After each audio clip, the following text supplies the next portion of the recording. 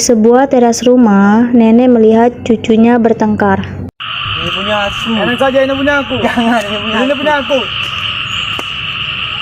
Jangan tengkar lagi, Cuk. Ayo kita duduk dulu. Nenek pun mulai bercerita. Di sini, nenek akan cerita tentang seorang pengembara sakti yang punya kesaktian dalam ucapannya dan mengakibatkan sebuah kampung menjadi batu. Dengar raut wajah penasaran, cucunya pun mulai bertanya. Ya Nek, kenapa bisa terjadi seperti itu? Ceritanya menyeramkan. Ayo Nek cerita, kami jadi penasaran ini. Iya Nek, cerita. Benar atau tidak kita tidak tahu. Yang jelas Gua Putih menjadi sebuah wisata di daerah Kungging, Sumatera Selatan. Suasana perkampungan, orang-orang berangkat ke ladang, ke sungai dengan membawa peralatannya masing-masing. Jena, tolong bantu aku bawakan ini.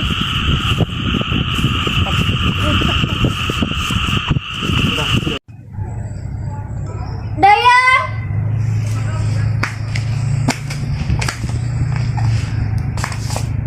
Hamba Tuan Putri, apakah ayahanda dan ibunda sudah bangun? Raja dan Ratu sudah bangun, Tuan Putri. Mereka sedang bersiap untuk bersantap siang. Apakah Tuan Putri ingin mandi sekarang? Hamba akan mempersiapkan air hangat.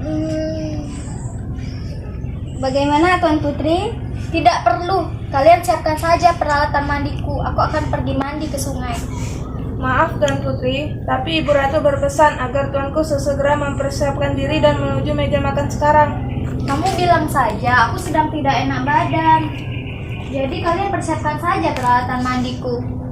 Tapi Tuan Putri, jika Ibu Ratu mengetahui Tuan Putri mandi seorang diri ke sungai, Ibu Ratu akan murka. Jadi sebaiknya Tuan Putri mengikuti perintah Ibu Ratu untuk bersiap sekarang. Kalau mulut kalian tidak berkata apa-apa, Ibu Ratu pasti tidak akan tahu kan? Tapi Tuan Putri, Sudahlah, kalian persiapkan saja peralatan mandiku mumpung matahari belum terik. Ayo, cepat. baik Tuan Putri.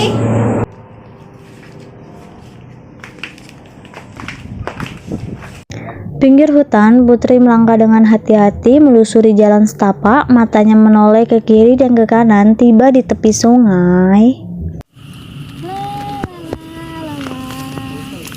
Ay, jernih sekali air sungai ini. Siapa gadis cantik itu? Selain cantik, suaranya juga merdu. Siapa di sana? Keluar. Mungkin hanya perasaanku saja. Tidak ada siapa-siapa di sana. Serunting tak tahan hanya melihat dari kejauhan saja, ia pun mendekati si Putri. Wahai putri cantik, siapa gerangan namamu? Bolehkah aku berkenalan denganmu? Siapa gerangan namamu Putri? Kenapa kau hanya diam? Baiklah, aku akan mengenalkan. Namaku Serunting. Aku merupakan pengembara yang mengembara sampai ke tengah hutan dan berada di tepi sungai. Hei, tunggu. Siapa namamu? Kau tak menghiraukan apa yang aku katakan. Tangganya kau menjadi batu. Batu. Di istana, raja duduk didampingi ratu. Dayang-dayang berdiri di dekat ratu, sementara ada dua orang pengawal yang berdiri tegap di belakangnya. Dinda, mengapa hari ini berbeda ya seperti hari biasanya? Tidak ada yang beda Kanda, semua baik-baik saja seperti kemarin-kemarin. Keluarga sibuk dengan kegiatannya masing-masing, penghuni istana juga sibuk dengan kegiatan kita masing-masing. Tapi hatiku tidak merasa baik-baik saja, seperti akan terjadi sesuatu hal yang buruk. Apakah Kanda mengkhawatirkan putri kita? Dia hanya demam biasa kok, istirahat sebentar, paling juga segar kembali. Entahlah. Dinda, hari sudah siang, tidak baik anak gadis tidur sampai siang begini. Cepat bangunkan putri kita. Baik Kanda, Dinda aku memanggil putri kita. Dayang!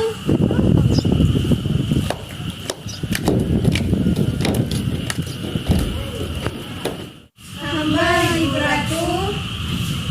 Ampun Ibu Ratu. Tuan Putri tidak ada di kamar. Wah, bukankah Tuan Putri sedang sakit dan berada di kamarnya? Lalu kemana dia? Apakah kalian sudah mencari ke seluruh ruang istana? Kami sudah mencarinya ke seluruh istana Ibu Ratu. Pengawal juga mencarinya, tidak ketemu Ibu Ratu. Mungkin kalian tidak mengetahui keberadaan putri Dayang Merindu ada di mana. Tenang Kanda, mungkin Putri Dayang Merindu sedang berada di taman menghirup udara segar. Bukankah kebiasaan putri kita begitu? Dayang bersimpuh Lancang ketakutan. sekali kalian membohongi kami dan membiarkan Putri Dayang Merindu pergi sendirian ke sungai. Aduh, kenapa bisa begini? Putriku tidak pernah pergi seorang diri. Sekarang dia berada di tengah hutan. Bagaimana kalau kenapa-kenapa? Kalau salah berkomplot dan membohongi kami, kalian harus dihukum. Ampun Baginda, ampuni kami. Awal.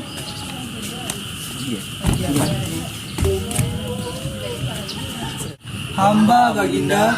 Kalian dan dayang-dayang ini cepat menyusul Putri Dayang Merindu ke sungai. Dan cepat bawa pulang. Cepat, kalian berangkat. Siap Baginda.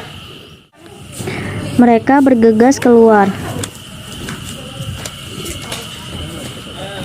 800 meter dari istana, dari kejauhan Serunting sedang berjalan mendekati istana. Sekali penghuni kampung sini. Mana orang-orangnya? Hei anak muda, di mana aku bisa mendapatkan tempat warung makan? Aku lapar sekali. Hei kalian,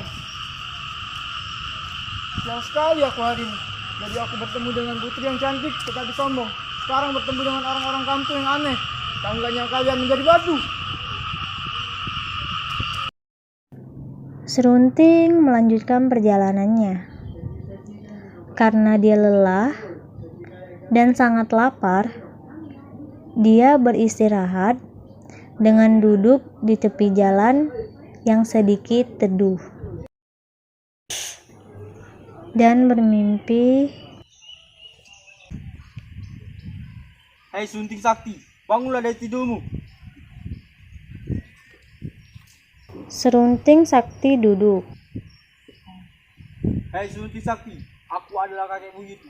Aku telah memberimu kekuasaan, namun kau mempergunakannya asal-asalan, tanpa mengetahui dampak dari ucapannya. Ini peringatan bagimu. Jika kau tetap coba, maka kau tidak akan lagi disegani dan akan sendirian. Kau mengerti? Jadi selama ini tidak. Nenek mengakhiri ceritanya. Begitulah ceritanya. Legenda yang menceritakan asal mula terjadinya Gua Putri.